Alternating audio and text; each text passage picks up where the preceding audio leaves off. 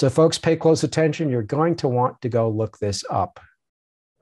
And I give the full details completely documented in the second edition of the Antichrist and Cup of Tea. Here it is, July 28th at the Commonwealth Games, the 22nd Commonwealth Games for 2022. You have these every few years. They've been going on the whole time. The Queen Elizabeth II was queen. It's the largest set of international games in the world after the Olympics. And this year they had 72 nations and territories participating. Roughly, they estimate almost a third of the world's population potentially watching. Okay, the whole British Commonwealth. At this event, Prince Charles opened it in lieu of the Queen on her behalf. He oversaw the whole thing. He was there in person at the Alexander Stadium in Birmingham, England. Okay. At that event, a giant Molech bull, 10 meters in height, was rolled out into the center of the stadium to be worshiped and to face a large, recreated, rebuilt, right there in front of everybody, mock Tower of Babel with shards in it. And it begins with a star exploding in our solar system. That's how they introduced this. A lot of CGI initially. They portray a star outside our solar system, or maybe deep in our solar system, blowing up past Saturn. And it explodes, a bright star like Lucifer. That's what it is, exploding. And its shards fly through our solar system and they reach Earth. And they land in all the nations of the Commonwealth. And these 72 quote unquote dreamers, New Agers, find these shards outside their homes. They retrieve them. The first person to do so is named Stella. She picks it up. It's lit. It's brightly lit. It's like a large quartz crystal that's bright white, lit as bright white, like an interior light, as it were, bright white. She picks this thing up and she prays to it, whispers to it and prays to it. Then she takes this back to her home. All these others, these 72 dreamers, there's 72 of them total, including her, pick their shards up and they take them to their homes. As soon as they do, there are anti-gravity effects in their homes. Things start to float in the air. And then their homes are lifted up off the ground with these people in them, and they float across the Commonwealth from other nations and across the UK, across seas and oceans and lakes and forests and so forth to Birmingham, England, to be over the stadium. All these homes floating over the stadium, and then they land. And the dreamers exit them in front of the audience, and they have the shards in hand. The bull then comes onto the stadium, pulled by slavish women on chains. The bull, they portray this, rebels and detaches from the chains. And these female slaves who've been driven by somebody who's kind of like a Roman, a demon, whatever, because he didn't quite look like a Roman, are freed, right? So now the bull and these women are freed, and they pretend they're afraid of each other. And the bull goes on to the center of the stadium, and these quote unquote dreamers, these New Agers, encircle the thing. But initially, before they do that, Stella comes with her crystal. She and 5 others, there are 6 of them, 6 of the dreamers, apart from these slavish women who are behind now on the bull to either side of it as it's moving, kind of charging actually into the center of the stadium. Okay, from the track from just outside where it's entered, now detached from its chain, no longer restrained. Okay, charges into the center of the stadium. Stella, wanting to appease this thing so that they're not killed by this Molech idol, goes with this New Age crystal, approaches it slowly with these 5 other dreamers. She's got the crystal in her left hand, and then she puts her hand up to the nose of the bull, and it bows down so that she can touch its nose with the crystal in her hand. She's the only one holding her crystal at that point. And the bull is, at least at that moment, appeased. And there's a whole backstory to this, and they say things, they announce things to the audience, about peace, love, friendship, yada, yada, conflict resolves, slaves freed, all this kind of stuff. And as this is happening, the slavish, and there are multiple stages to this, so I'm going to be skipping over some things, but this bull kind of calms down. It's facing the Tower of Babel this whole time. And at times there are flames like the towers, like the flames of hell all over this Tower of Babel, okay? And it's facing this thing. The bull is. They encircle it multiple times, and they literally worship it. They've all got their crystals in hand. They bow down to this thing. And then later, Stella gets atop it and rides it as the woman riding the beast. And there are then 71 dreamers encircling it. And they're bowing down to this thing, worshiping it, and literally doing a New Age worship ceremony with their crystals before this thing, and inviting the whole Commonwealth to join them in this worship. And who's overseeing all of this? Prince Charles. And then the woman's riding the beast, right? And as we get toward the end of the ceremony, and there are a bunch of songs, by the way, that are accommodating this with significant lyrics, okay? And I won't go into that, but it's all documented in the book. At the end, okay, as it's getting dark.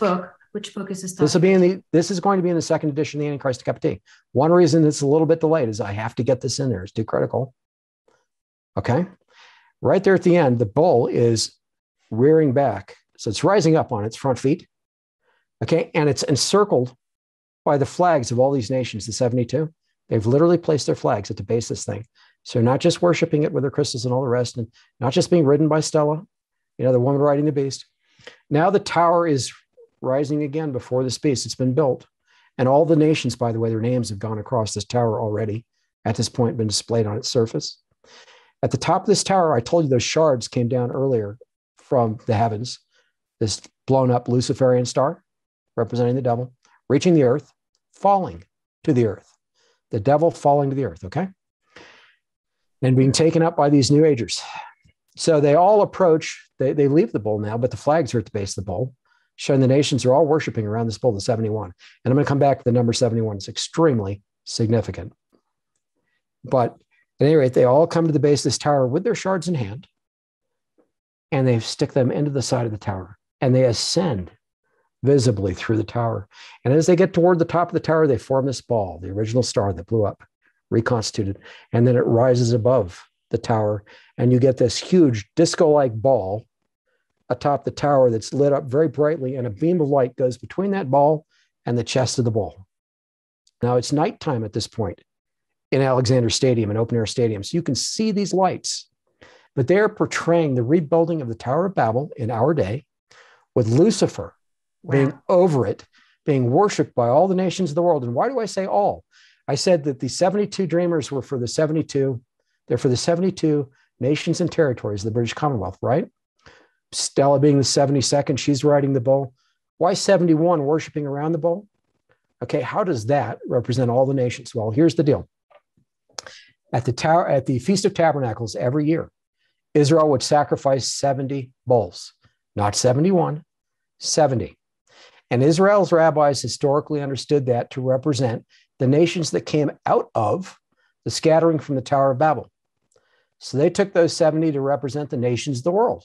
And the way Christians and often the rabbinic community have interpreted those 70 bulls that were sacrificed, they would say, well, we have our God and we worship him and we do sacrifices on behalf of Israel. This is how it would be interpreted, right?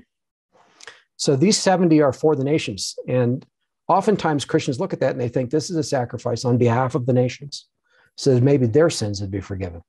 The ones who don't worship the God of Israel at the Feast of Tabernacles each year, it was never that. That is not what it ever in history represented. So I'm going to come back to what it did represent in a moment. It did represent the 70 nations. That's correct. But the reason there were 71 around the base of this bowl is because Israel was included. You see, the nation of Israel came after the 70 at the Tower of Babel, right? Interesting. So now they're saying, oh, Israel, by the way, you're not going to worship your God anymore. You're going to worship Lucifer with us. So there are 71 instead of 70 at the base of this bowl, led by the woman riding the beast, representing, if you want, the harlot church under the Antichrist, okay? Well, what were the sacrifices really about at Tabernacles, the 70 bowls? Was it for the sins of the nations? I'm going to tell you no. It was their death and destruction, their crushing by the Messiah at Armageddon. That's what it really represented. When God, our God, sacrifices the nations like brute beasts, man without understanding is like the beasts that perish. That is what Scripture tells us multiple times. Those nations that did not worship God, that were at the base of the Tower of Babel historically, were not worshipers of the real God. They were engaging in paganism. And God scattered them to the nations. He brought a nation separate from them, a new nation, Israel, the 71, the 71st, okay? So we can look in Revelation 19, in Ezekiel 39. We can see that when the Lord is done with Armageddon, that the birds of prey come down to eat the flesh of the slain. Like beasts, right? The flesh is slain, like man without understanding, sacrificed like beasts. How do we know that the world is like beasts in that context to God? In Acts chapter 10 through 15 and chapter 10, Peter was shown a scroll. He was atop a house, a rooftop. A scroll rolled down from the heavens before him. And in it were beasts of all kinds, creatures, crawly things, right? Right. Different kinds of life. And 3 times God said to Peter, arise, slay and eat. And 3 times Peter refused. He rebuked God. He said, not so, Lord. Almost in an angry tone, not so, Lord. Nothing common or unclean has ever entered my mouth or passed my lips, right? And the 3rd time, and each time God said to Peter, what God calls clean, do not call what God, I forget the exact wording, but what God sanctifies basically don't call common or unclean. That's essentially what he says to Peter each time. And at that moment, the scroll disappears. But the whole point is these nations that Peter saw were represented as unclean beasts. And most of the nations of the world, many of them, even to this day, have unclean animals, what would biblically be considered unclean to eat, as their symbols. Oh, interesting. So when these bulls were sacrificed, on behalf of the nations, in this case, they were symbolizing the Molech worshipers being killed by Christ at Armageddon. Okay? Man without understanding, sacrifice like the beasts, like beasts. And that's what we have. We have an attempt under Prince Charles, now King Charles III, to flip all that on its head and to get modern mankind to worship the devil with this ancient Molech imagery, to invite mankind to do that and to suggest that Israel is going to be a part of it. That was July 28th this year at the opening of the Commonwealth Games. So for that to happen, and then Charles to become King Charles, right after that, King Charles III. Wow, the timing. It's incredibly significant. Yeah, the timing is amazing. Oh, and I'm going to wrap it up with one other point, which makes all of this that's very significant even more so. If you could imagine that. So, and I pointed this out, by the way, in the first edition of the Antichrist and a Cup of Tea. It's also been in drafts of my Messiah History in the Tribulation Period since the 1980s, some of which I circulated about 30 copies to earlier reviewers in the early 1990s, okay? Before, a long time before the Antichrist and Cup of Tea was published. So I'm not just saying this now. I've said this from the beginning. There was never anything such as a revived Roman Empire. Doesn't exist, never existed, never will. That's a misunderstanding of Scripture. What there is instead is a revived Babylonian Empire. Interesting. So you'll recall Nebuchadnezzar's statue, right? Starts out with a gold head, and then it leads to the 10 toes, which are the final form of the Roman Empire, right? Babylonia was destroyed historically, went away, right? But at the end of the tribulation week, what city gets destroyed? Mystery Babylon. That is the city that rules over the kings of the earth, right? That is the city destroyed right before Armageddon in Revelation 19. Mystery Babylon. That is the city that rules over the kings of the earth under the Antichrist, right? So what does that mean? There's a revived Babylonian empire. And the final form of the Roman Empire, where these 10 toes, these 10 kings actually come on the scene, where the global government is constituted, that is nothing less than the revived Babylonian Empire that has come out of the Roman Empire. It's the final form of the Roman Empire, but it's also a revived Babylonian Empire. For them to then go now, right before he becomes king, and particularly if we're already in the tribulation week, approaching the Great Tribulation, which if we are already in the tribulation week, that would mean the Great Tribulation will start less than 2 years from now. Okay? Which less is then than 2 years. Which is then 3.5 years. Right. 3.5 years from the start of the 7 years, if we're in the tribulation week. And I don't know if we are yet. But regardless, for it to be at this point in history before he becomes king, to now say, we're reconstituting the Tower of Babel. We're putting Lucifer as the all-seeing eye, the king, over this whole thing. And we and you are to worship through Molech, this bull idol. And here's the other clincher. Moses came down off Mount Sinai with the initial set of tablets to find Israel had reconstituted that bull, the golden calf. It's the same thing. It was the Aphis bull of Egypt, the same thing as Molech for Molech and Baal, like Ra and Aphis for Egypt, okay? Same thing. Moses comes down off Mount Sinai with God's commandments and finds Israel worshiping this thing. Right. Throws down these commandments and judgment follows, right? Disgusted with Israel. And it's so serious that God is ready to annihilate Israel from the face of the planet and make a new nation out of Moses, right? And Moses intercedes and says, no, Lord, take my life too, if you're going to do this. Otherwise, why have you brought this people out of Egypt only to have your name, mocked, spoken against among the nations because you brought them out and couldn't bring them, all the way to the promised land. You had to kill them in the wilderness because they were so wicked, right? You couldn't deliver, in other words. If you're going to do that, kill me too. So Moses interceded in the ultimate way before God. And so God changed his mind and judged the nation of Israel, right? And ultimately gave new 10 commandments. Okay, so here Moses was a type of Christ, right? So for the moment here, we're going to put Moses in the place of Christ. Moses was a type of Christ. There's a prophet like him who would arise in Israel. That's the Messiah, right? Okay. So the Antichrist is a counterfeit of Christ. Therefore, he's also a counterfeit of Moses, right? Right. So here's Prince Charles. At the beginning of this event, the bull hasn't been brought out yet, not unveiled. The bull is brought out.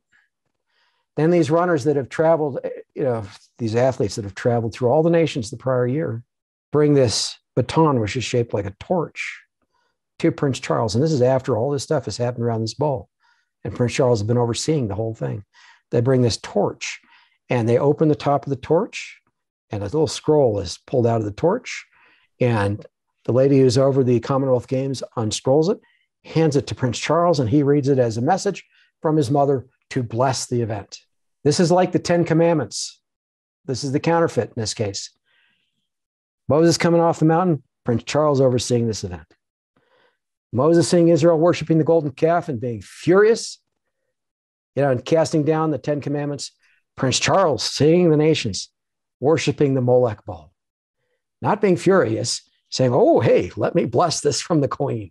And right after that is when the bull raises up on its heel. The tower is fully raised. The all-seeing eye of Lucifer is reconstituted over the thing.